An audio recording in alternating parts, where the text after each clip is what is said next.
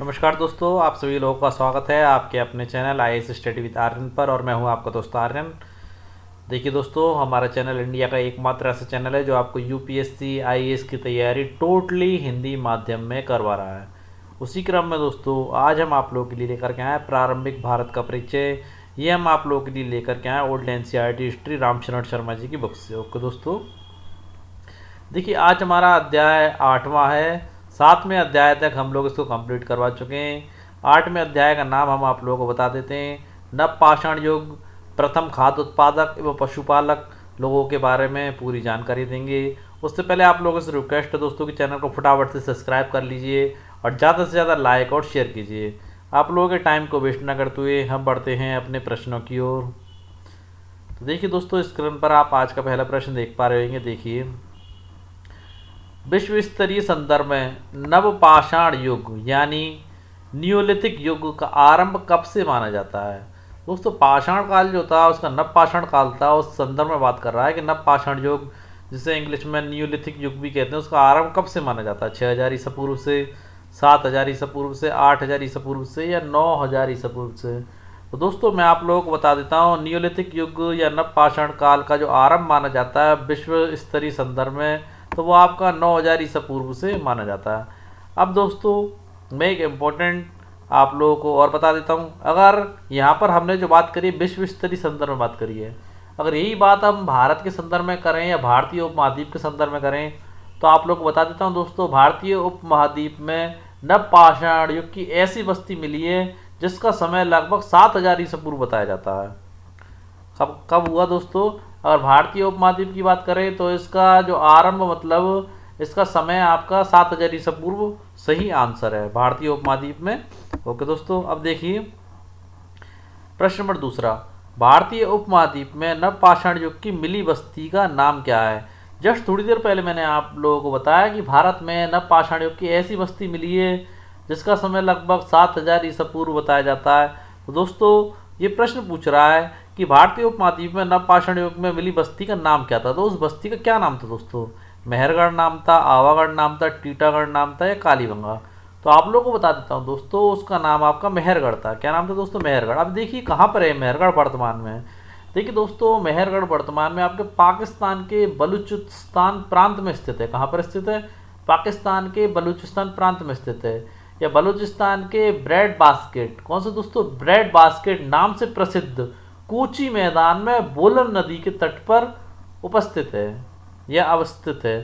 दोबारा सुन लीजिए कहाँ पर स्थित है, क्योंकि दोस्तों 1947 से पहले हमारा हिंदुस्तान अफगानिस्तान पाकिस्तान और काफ़ी दूर दूर तक फैला हुआ था। तो दोस्तों ये बस्ती मिली थी मेहरगढ़, पाकिस्तान के बलूचिस्तान प्रांत में स्थित है। और बलूचिस्तान में ब्रेड बास्केट नाम से एक मैदान है जिसे कूची मैदान कहते हैं, वो ब्रेड बास्केट के नाम से मशहूर है। वहाँ पर बोलन नदी के तट पर यह आपका मिला है। ओके दोस्तों, आगे बढ़ते हैं अगले प्रश्न की ओर। देखिए, मेहरगढ़ के संदर्भ में निम्नलिखित कथनों पर विचार कीजिए। देखिए दोस्तों, यहाँ के प्राचीन निवासी पशुपालन एवं अनाज उपजाते थे दोस्तों, यानी कि पशु भी पाला करते थे और अनाज भी उपजाया करते थे। लेकिन 5550 ईसा पूर्व के लगभग बाढ़ों के कारण ये तबाह हो गए थे दोस्तों। ये बिल्कुल सही बात है। अब देखिए, लगभग 5000 ईसा पूर्व में पत्थर और हड्डी दोनों के बने औजारों की सहायता से कृषि और अन्य गतिविधियां फिर से शुरू हुई थी आपकी नवपाषाण युग में। दोस्तों जो कि बिल्कुल सही बात है। किससे शुरू की गई थी? कृषि पत्थर और हड्डी से बने औजार से शुरू की गई थी। कब शुरू की गई थी? 5000 ईसा पूर्व में। ओके दोस्तों, देखिए इस क्षेत्र के नवपाषाण युगीन लोग शुरू से ही गेहूं और जौ उपजाते थे। बिल्कुल सही बात है। शुरू में गाय भेड़ बकरी भी पालते थे, यानी कि दोस्तों पशुपालन भी किया करते थे और यहाँ पर कृषि भी की जाती थी। और मुख्य रूप से गाय और भेड़ बकरियों को पाला जाता था और गेहूं और जौ को भी वो फसल के रूप में प्राप्त करते थे। देखिए, ये कच्ची ईंटों की अनेक संरचनाएं जिनमें खाने बने हैं जो अन्नागार मालूम पड़ते हैं। दोस्तों जब इन्होंने अन्न उपजाना प्रारंभ कर दिया तो अन्न को रखने के लिए अन्नागार बनाना आवश्यक थे दोस्तों। तो कच्ची ईंटों की अनेक संरचनाएं मिली हैं, उनमें काफ़ी खाने बने हुए हैं, तो ऐसा लगता है कि उन्होंने वो अन्न को सुरक्षित रखने के लिए बनाए हों। एक इम्पोर्टेंट बात आप लोगों को बता देता हूँ दोस्तों, मेहरानगढ़ या आपके नवपाषाण कालीन जितने भी स्थल हैं वो पहाड़ी क्षेत्रों के पास मिले हैं। क्योंकि पहाड़ी क्षेत्रों के पास क्या होता था दोस्तों, पहाड़ी क्षेत्रों के पास या पहाड़ी क्षेत्रों से उतरने पर या उनके समीप ही मिले या पहाड़ी क्षेत्रों पर मिले या पठारी क्षेत्रों पर मिले, वहाँ क्या होता था, पत्थर आसानी से मिल जाते थे, वो कृषि करने के लिए उनसे अपने औजार बना लेते थे। जबकि मैदानी क्षेत्रों में पत्थर नहीं मिलते थे, तो उन लोगों का विकास मैदानी क्षेत्रों की तरफ काफ़ी कम हुआ है। जबकि दोस्तों पहाड़ी क्षेत्रों पर कृषि जो है नाम मात्र की हो पाती थी, खाली जीविकोपार्जन हो जाए इतनी कृषि हो पाती थी, फिर भी वो लोग वहीं पर रहना अधिक पसंद करते थे, क्योंकि वहाँ पर पत्थर आसानी से उपलब्ध हो जाता था। अब देखिए उपरोक्त कथनों में से कौन सा कथन सत्य है, तो दोस्तों मेहरानगढ़ के संदर्भ में यहाँ पर आपके सारे ही सारे कथन सत्य हैं। आगे बढ़ते हैं अगले प्रश्न की ओर। देखिएगा, ये कोची मैदानी क्षेत्र, कोची मैदानी क्षेत्र दोस्तों मैंने आप लोगों को बताया कोची मैदानी क्षेत्र जो कोची मैदान को ब्रेड बास्केट के नाम से भी जाना जाता है, मैं आप लोगों को बता चुका हूँ। दोस्तों कोची मैदानी क्षेत्र से सिंधु नदी के मैदानी क्षेत्र तक, कहाँ से कहाँ तक, कोची मैदानी क्षेत्र से लेकर सिंधु नदी के मैदानी क्षेत्र तक कृषि का पर्याप्त विस्तार कब हुआ था? किसका दोस्तों? कृषि का पर्याप्त विस्तार कब हुआ था? 5000 ईसा पूर्व, 4500 ईसा पूर्व, 4500 से लेकर के 3500 ईसा पूर्व में, निम्नलिखित में से कोई नहीं। तो दोस्तों मैं आप लोगों को बता देना चाहता हूँ, कोची मैदानी क्षेत्र से लेकर सिंधु नदी के मैदानी क्षेत्र तक कृषि का विकास आपका 4500 से लेकर के 3500 ईसा पूर्व के बीच में हुआ था दोस्तों। और दोस्तों इसके साथ ही महत्वपूर्ण एक जानकारी और आप लोगों को दे देता हूँ। देखिए ये 5000 ईसा पूर्व दे रखा है, तो दोस्तों 5000 ईसा पूर्व तक लोग चाक से मृद भांड बनाते थे। मृद भांड दोस्तों मिट्टी की संरचना होती है जो अन्न रखने के काम में होती है, मिट्टी के बर्तन नुमा चीज होती है लंबी सी। ओके दोस्तों, मृद भांड बनाते थे। लेकिन दोस्तों अगर बात की जाए 4500 ईसा पूर्व की, तो 4500 ईसा पूर्व के बाद कुम्हार के चाक की जानकारी नवपाषाण युग के लोगों को हो गई थी। ओके दोस्तों, मिट्टी के बर्तनों की संख्या तेजी से बढ़ी और उन पर चित्रकारी भी होने लगी थी 4500 ईसा पूर्व के लगभग। ओके दोस्तों, प्रश्न देखते हैं 5वां। सिंधु की सहायक नदी हकरा की सूखी घाटी में कितनी उत्तर पाषाणकालीन बस्तियां मिली हैं? 100 बस्तियां मिली हैं, 50 मिली हैं, 47 मिली, 36। तो दोस्तों सिंधु की सहायक नदी हकरा की जो घाटी सूख गई थी, उसकी सूखी घाटी में हमें समथिंग 47 यानी कि लगभग 47 उत्तर नव पाषाणकालीन बस्तियां मिली हैं दोस्तों। और दोस्तों इनके मिलने से हड़प्पा संस्कृति के उद्भव का मार्ग भी प्रशस्त हुआ था, क्योंकि दोस्तों सिंधु नदी के सहारे ही आपकी हड़प्पा संस्कृति विकसित हुई थी। दोस्तों सिंधु नदी की सहायक नदी कौन थी? हकरा। हकरा के सहारे जब आपके 47 उत्तर नवपाषाणकालीन बस्तियां मिली थी, तो ये संभावना बल पकड़ने लगी कि हड़प्पा संस्कृति के उद्भव भी यहीं पे हुआ होगा और उसके उद्भव का मार्ग यहीं से प्रशस्त हुआ था। ओके दोस्तों, आगे बढ़ते हैं। देखिए दोस्तों प्रश्न नंबर 6, निम्नलिखित में से कौन सा कथन असत्य है? असत्य कथन के विषय में कह रहा। देखिए 5000 ईसा पूर्व विंध्य पर्वत के उत्तर में नवपाषाण युगीन स्थल की प्राप्ति हुई है। बिल्कुल दोस्तों 5000 ईसा पूर्व कहाँ पर विंध्य पर्वत के उत्तर में नवपाषाण युगीन स्थल की प्राप्ति हुई है, ये बिल्कुल फैक्ट की बात है। दूसरा पॉइंट देखिए, दक्षिण भारत में पाई गई नवपाषाण बस्तियां 2000 ईसा पूर्व से अधिक पुरानी नहीं है। तो दोस्तों यहाँ मैं आप लोग बता देता हूँ, दक्षिण भारत में जो नवपाषाण की बस्तियां पाई गई हैं वो आपकी 2500 ईसा पूर्व से अधिक पुरानी नहीं है। कितनी दोस्तों? 2500 ईसा पूर्व से अधिक पुरानी नहीं है। यहाँ पर आपका 2000 गलत दे रखा है। और देखिए भारत के कुछ दक्षिणी और पूर्वी भागों में ऐसे स्थल महज 1000 ईसा पूर्व के हैं। बिल्कुल दोस्तों सही बात है, भारत के कुछ दक्षिणी पूर्वी क्षेत्रों में जो आपके नवपाषाणिक स्थल मिलते हैं उनकी टाइमिंग अगर की जाए कार्बन डेटिंग पद्धति से, तो वो आपके 1000 ईसा पूर्व से अधिक के नहीं होंगे। आगे बढ़ते हैं। इस युग के लोग पॉलिशदार पत्थर के औजारों और हथियारों का प्रयोग करते थे, खासतौर पर पत्थर की कुल्हाड़ियों का इस्तेमाल किया जाता। दोस्तों बिल्कुल पत्थर की कुल्हाड़ियों का इस युग के लोगों द्वारा इस्तेमाल किया जाता था। प्रश्न क्या पूछ रहा है हमसे? प्रश्न पूछ रहा है निम्नलिखित में से कौन सा कथन असत्य है? तो मैंने आप लोगों को बता दिया पर दूसरा कथन असत्य है, क्योंकि यहाँ पर 2000 ईसा पूर्व दिया गया है, जबकि दक्षिण भारत में जो नवपाषाण काल की जो बस्तियां पाई गई हैं वो आपकी 2500 ईसा पूर्व से अधिक पुरानी नहीं है। ओके दोस्तों, आगे बढ़ते हैं। देखिए प्रश्न नंबर 7वां, नवपाषाण युग के निवासियों द्वारा प्रयोग की कुल्हाड़ियों के आधार पर बस्तियों के 3 महत्वपूर्ण क्षेत्रों में से एक सही नहीं है। तो दोस्तों नवपाषाण युग के निवासियों के द्वारा जो कुल्हाड़ियों को प्रयोग किया गया था उस आधार पर उसे 3 क्षेत्रों में बांटा गया। और दोस्तों कुल्हाड़ियों को प्रयोग करने में, कुल्हाड़ियों को हथियार के रूप में प्रयोग करने वाले सबसे महान योद्धा इतिहास में जो आप जाने जाते हैं, परशुराम जी को जाना जाता है। ओके दोस्तों, जिन्हें आप जानते भी हैं। ठीक है दोस्तों, यहाँ हम इसके ऑप्शन देखते हैं। पहला ऑप्शन दे रखा है उत्तरी पश्चिमी, दूसरा दक्षिणी पूर्वी, तीसरा दक्षिणी और चौथा दक्षिणी पश्चिमी। तो यहाँ कह रहा है कि निम्न 3 महत्वपूर्ण क्षेत्रों में से एक सही नहीं है। तो दोस्तों वो आपका सही नहीं है, वो है आपका दक्षिणी पश्चिमी। जबकि दोस्तों उत्तरी पश्चिमी क्षेत्र में भी कुल्हाड़ियाँ प्रयोग की जाती थी। जो 3 क्षेत्र थे उसमें से पहला आपका उत्तरी पश्चिमी क्षेत्र था, दूसरा आपका उत्तरी पूर्वी समूह था और तीसरा आपका दक्षिणी समूह था।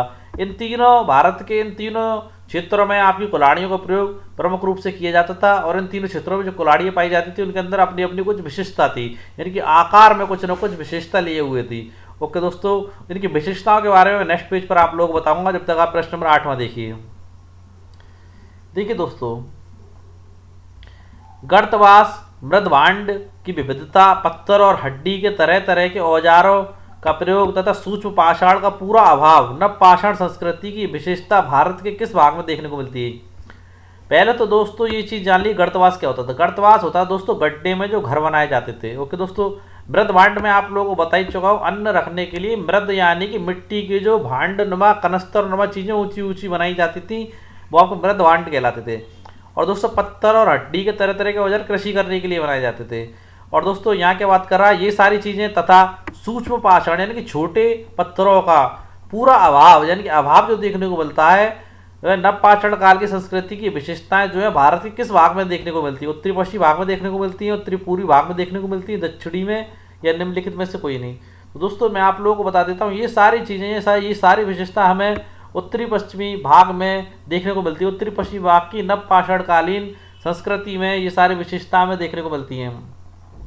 और दोस्तों गर्तवास में आप लोग को बताइए चुका गड्ढे का घर होता है, जो ज़्यादातर दोस्तों आपको कश्मीर में पाया जाता है। आगे बढ़ते हैं, महत्वपूर्ण जानकारी जानते हैं इस प्रश्न की। देखिए दोस्तों, देखिए उत्तरी पूर्वी में कुल्हाड़ी के संदर्भ में देखिए, इस समूह की कुल्हाड़ियाँ पॉलिशदार पत्थर की होती थी, यानी कि पत्थर पर पॉलिश की जाती थी, जिसमें आयताकार दस्ता लगा रहता है। दस्ता दोस्तों जिसे हाथ से पकड़ते हैं। और कभी कभी कंधेदार खतिया यानी शोल्डर्स हो, यानी कि कंधे पर रखने लायक, उसके अंदर वो लगी रहती थी दतिया। ओके दोस्तों, अब देखिए उत्तरी पश्चिमी क्षेत्र में कैसी कुल्हाड़ी पाई जाती थी। दोस्तों इस समूह के नव पाषाण औजार वक्रधर, वक्र दोस्तों गणेश जी को वक्रधारी कहते हैं। गणेश जी की सूंड जिस तरीके से मुंह मुड़ी रहती है उसी तरीके से मुड़मा आयताकार कुल्हाड़ियाँ पाई जाती थी। और देखिए दक्षिणी समूह में कुल्हाड़ियाँ जो होती थी बगले अंडाकार होती थी, यानी अंडाकार शेप में होती थी। और हत्था जो पकड़ने का होता था दोस्तों वो नुकीला होता था, ऐसे नुकीला होता था पकड़ने का हत्था। ओके दोस्तों आगे बढ़ते हैं।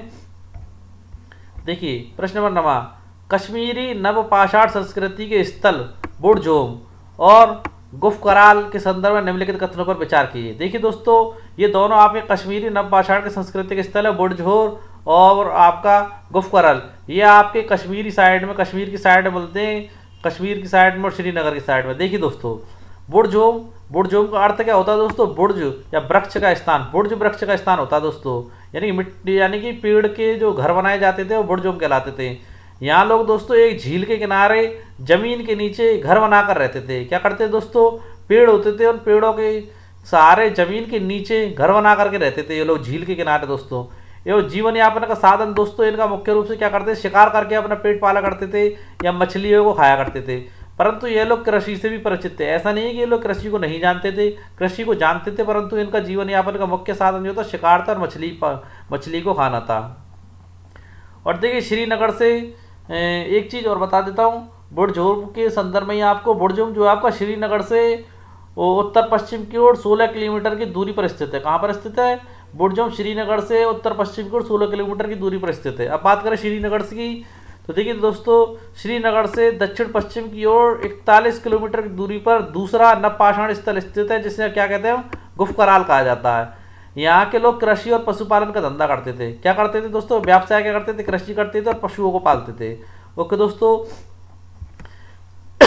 तीसरा पॉइंट देखिए, कश्मीर में नवपाषाण युगीन लोग न केवल पत्थर के पॉलिशदार औजारों का प्रयोग करते थे, अपितु वे हड्डी के बहुत सारे औजारों और हथियारों का भी प्रयोग करते थे। ओके दोस्तों, यहाँ कश्मीर के संदर्भ में बुढ़जोम और गुफकराल की संदर्भ में जो भी बातें कही गई हैं वो मैंने आप लोगों को बता दी हैं, और जो भी कहा गया वो सत्य है। यहाँ पर उपरोक्त सभी कथन यहाँ पर सत्य है। आगे बढ़ते हैं अगले प्रश्न की ओर। देखिए प्रश्न नंबर 10वां, भारत में गंगा, सोन, गंडक और घाघरा नदियों के संगम स्थल होने के कारण निम्नलिखित में से कौन सा स्थल विकसित हुआ? बुढ़जोम, चिरांद, गुफकराल, मेहरगढ़। दोस्तों 10वें प्रश्न का उत्तर मैं आप लोगों को बता देता हूँ। भारत में गंगा, सोन, गंडक और घाघरा नदियों के संगम स्थल होने के कारण जो आपका नवपाषाणकालीन सभ्यता स्थल विकसित हुआ वो आपका चिरांद था दोस्तों। क्या था? चिरांद। देखिए दोस्तों, हड्डियों से जो कृषि की जाती थी, हड्डियों के औजार बनाए जाते थे, वो आपके चिरांद में भी मिले। देखिए चिरांद में भी हड्डी के उपकरण बनाए गए हैं। और दोस्तों यह स्थान गंगा के उत्तरी किनारे पर पटना से 40 किलोमीटर पश्चिम में स्थित है। ओके दोस्तों, यहाँ के उपकरण दोस्तों जो होते थे हड्डी के साथ साथ दोस्तों यहाँ जो हड्डी, जिसकी हड्डी उपयोग की जाती थी कृषि के औजार बनाने के लिए, वो हिरण था। यानी कि यूँ कह सकते हैं कि हिरण, यानी कि यहाँ के उपकरण हिरण के सिंगों के बने हुए। और यहाँ के नवपाषाणकालीन जो संस्कृति थी, पत्थर के औजारों की कमी देखने को मिलती है, क्योंकि पत्थर के औजार कम बनाए गए, बल्कि जो हिरण के सींग थे उसके सींगों से ही यहाँ पर उपकरण बनाए गए कृषि करने के। ओके दोस्तों, अगला देखते हैं प्रश्न नंबर 11। बुढ़जोम के संदर्भ में निम्नलिखित में से कौन सा कथन असत्य है? किसके संदर्भ बात कर रहा है? बुढ़जोम के संदर्भ में। तो देखिए दोस्तों, बुढ़जोम के लोग रूखड़े दूसर मृदभांडों का प्रयोग करते थे। बिल्कुल दोस्तों, करते थे ये लोग। और देखिए इस समय कब्रों में पालतू कुत्ते भी अपने मालिकों के शवों के साथ दफनाए जाते थे। दोस्तों पूरे इंडिया में बुढ़जोम ही एकमात्र ऐसा स्थान है जहाँ पर कुत्तों को मालिकों के साथ दफनाने के शवाधान मिले हैं दोस्तों। ओके दोस्तों, और देखिए बुढ़जोम वास स्थान की सबसे पूर्व की तिथि 2500 ईसा पूर्व है। यानी कि बुढ़जोम में जो निवास करते थे लोग, उसकी सबसे पूर्व की तिथि यानी कि सबसे प्राचीन तिथि 2500 ईसा पूर्व बताई गई है दोस्तों। और दोस्तों प्रश्न हमारा पूछ रहा है गलत कथन क्या है? तो दोस्तों यही यहाँ पर गलत है, क्योंकि जो तिथि दोस्तों जो वास्तविक है वो 2700 ईसा पूर्व की। कितनी दोस्तों? 2700 ईसा पूर्व की है, ना कि 2500 ईसा पूर्व की। और दोस्तों देखिए चिरांद में मिली हड्डियाँ की तिथि 2000 ईसा पूर्व से बहुत पहले की मानी गई है दोस्तों। चिरांद में जो हड्डियाँ मिली है, जो हिरणों की हड्डियों से जो औजार बनाए जाते थे, वो 2000 ईसा पूर्व से बहुत पहले की मानी जाती है। ओके दोस्तों, आगे देखते हैं अगला प्रश्न। प्रश्न नंबर हमारा आज का 12वें नंबर का प्रश्न है। देखिएगा दोस्तों, नवपाषाण युग में लोगों द्वारा पशुपालन करने के साक्ष्य निम्नलिखित में से किस स्थान पर मिले? यानी कि नवपाषाण युग के जो लोग थे पशुपालन करते थे, उसके साक्ष्य कहाँ से मिले हमें?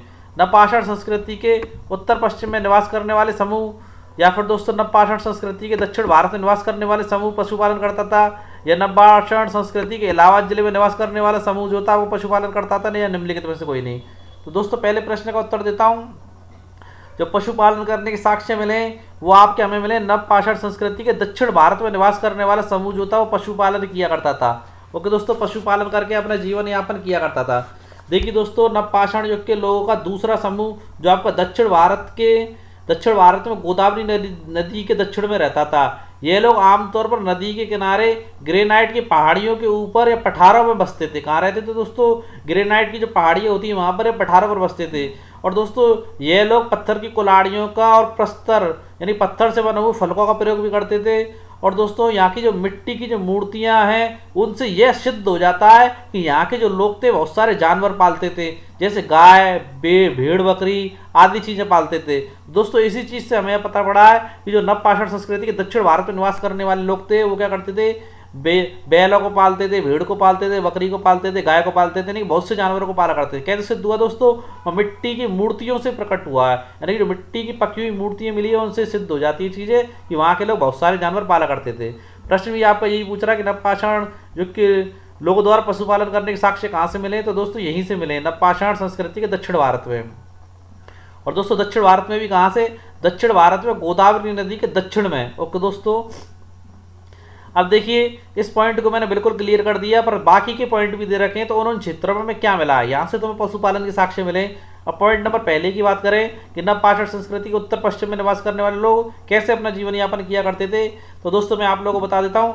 उत्तर पश्चिम में दोस्तों बुढ़जोम के जो लोग थे, जिनके बारे में मैंने आप लोग बताया, बुढ़जोम में जो लोग थे वो शिकार करते थे और मछली खाते थे। यानी कि दोस्तों आखेट करके यानी कि शिकार करके और मछली खा करके वो लोग अपना जीवन यापन किया करते थे।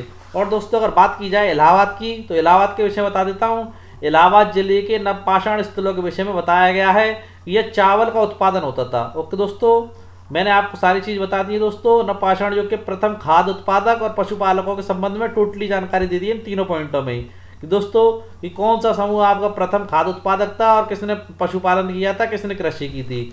आगे बढ़ते हैं अपने अगले प्रश्न की ओर। देखिए प्रश्न नंबर 12, नवपाषाण युग के किस स्थल के निवासी अधिक उन्नत थे एवं गेहूं, जौ और रुई जिसे कपास कहते हैं उपजाते थे और कच्ची ईंटों के घरों में रहते थे? कर्नाटक के पिकली हल्के या बलूचिस्तान प्रांत के मेहरगढ़ के लोग, या फिर इलाहाबाद के या मेघालय की गारो पहाड़ियों के। तो दोस्तों इस प्रश्न का सीधा सा उत्तर मैं आप लोगों को दे देता हूँ। नवपाषाण युग के सबसे ज़्यादा उन्नत जो लोग थे बलूचिस्तान प्रांत के मेहरगढ़ के रहने वाले लोग थे, जो दोस्तों गेहूं की खेती करते थे, जौ की और रुई भी उपजाते थे और कच्ची ईंटों के घरों में भी रहते थे। ओके दोस्तों, दोबारा जान लीजिए दोस्तों, मेहरगढ़ में बसने वाले नवपाषाण युग के लोग अत्यधिक उन्नत थे। वे गेहूं, जौ और रुई को उपजाते थे और कच्ची ईंटों के घरों में रहते थे। और अनाज को रखने के लिए आरंभ यानी कि शुरुआत से ही पहले तो हाथों से मृदभांड बनाए जाते थे, नहीं मिट्टी के बर्तन बनाए जाते थे, नहीं मिट्टी की परातें और मिट्टी की बड़ी बड़ी ओखली नुमा चीज़ें बनाई जाती थी जिन्हें मृदभांड कहते हैं, जिसमें अनाजों को रखा जा सके। और बाद में आपके मृदभांड चाकों पर बनाए जाने लगे थे। ओके दोस्तों, और उन चाकों को दोस्तों विभिन्न तरीके से डिज़ाइन किया जाता था। कुछ जो होते थे आपके मृदभांड होते थे उन्हें काले रंग से रंग दिया जाता था। ओके दोस्तों, काले रंग से रंगने के कारण वो मृदभांड आपके काले मृदभांड कहलाते थे। क्या कहलाते थे दोस्तों? काले रंग के मृदभांड, या फिर ये कह सकते हैं और पॉलिश कर दी जाती थी तो काला मृदभांड कहलाता था। कुछ मृदभांड आपके धूसर मृदभांड कहलाते थे और कुछ ऊपर चटाई की छाप लगाई जाती थी तो चटाई वाले मृदभांड कहलाते थे, यानी कि चटाई की छाप वाले मृदभांड कहलाते थे। कुल मिलाकर के 3 प्रकार के मृदभांड आपके मेहरानगढ़ से मिले। एक तो काला मृदभांड, धूसर मृदभांड और चटाई की छाप वाला मृदभांड। ओके दोस्तों, अब दोस्तों इस प्रश्न का उत्तर तो मैंने आप लोगों को बता दिया है, पर दोस्तों कर्नाटक का पिकली हल ये भी आपका नवपाषाण युग का एक सभ्यता स्थल है, तो इसके विषय में भी आप लोगों को बता देता हूँ कि यहाँ से क्या चीज़ें मिली हैं। देखिए दोस्तों, कर्नाटक के पिकली हल के नवपाषाण युगीन निवासी पशुपालक थे। क्या करते थे दोस्तों? यहाँ के लोग पशुपालक करते थे, जैसे गाय, बैल, भेड़, बकरी आदि।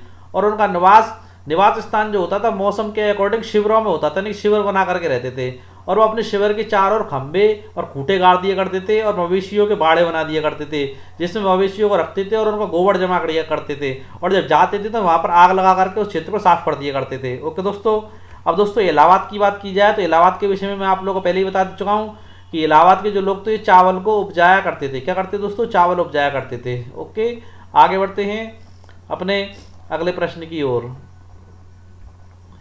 देखिए, निम्नलिखित स्तंभों को मिलाकर सही जोड़े बनाइए। क्या कह रहा है आपका 13वें नंबर का प्रश्न? निम्नलिखित स्तंभों को मिलाकर सही जोड़े बनाइए। देखिए 2700 ईसा पूर्व, 2700 ईसा पूर्व दोस्तों देखिए कश्मीर में नवपाषाण युगीन बस्तियों की प्राचीनतम तिथि, यानी कश्मीर में नवपाषाण युगीन बस्तियों की प्राचीनतम मिलने का जो टाइम माना जाता है वो आपको 2700 ईसा पूर्व का माना जाता है। अब बात करें 2500 ईसा पूर्व की महत्वपूर्ण घटना, तो दोस्तों मैं आप लोगों को बता देता हूँ दक्षिण भारत में प्राचीनतम नवपाषाण युगीन बस्तियाँ जो मिली हैं उनका समय 2500 ईसा पूर्व का है। ओके दोस्तों, और चिरांद के नवपाषाण युगीन अवस्था की प्राचीनतम बस्तियाँ हमें जो मिली हैं उनका टाइम आपका 2000 ईसा पूर्व का है। और दोस्तों दक्षिणी और पूर्वी भारत में नवपाषाण युगीन बस्तियों के नवीनतम साक्ष्य जो हमें मिले वो हमारे 1000 ईसा पूर्व के। ओके दोस्तों, तो इस प्रकार अगर हम देखेंगे तो हमारा ए ऑप्शन बिल्कुल सही है। पहले का चौथा, फिर दूसरे का तीसरा, फिर तीसरे का दूसरा और फिर चौथे का पहला। ओके दोस्तों, आगे बढ़ते हैं अपने अगले प्रश्न की ओर। देखिए दोस्तों प्रश्न नंबर 14वां, पश्चिमी एशिया में भारी तकनीकी प्रगति का समय क्या था? कहाँ की बात की जा रही है दोस्तों? पश्चिमी एशिया की। एशिया में ही दोस्तों अपना इंडिया पड़ता, पाकिस्तानी पड़ता है, तो पश्चिमी एशिया में भारी तकनीकी प्रगति का समय क्या था?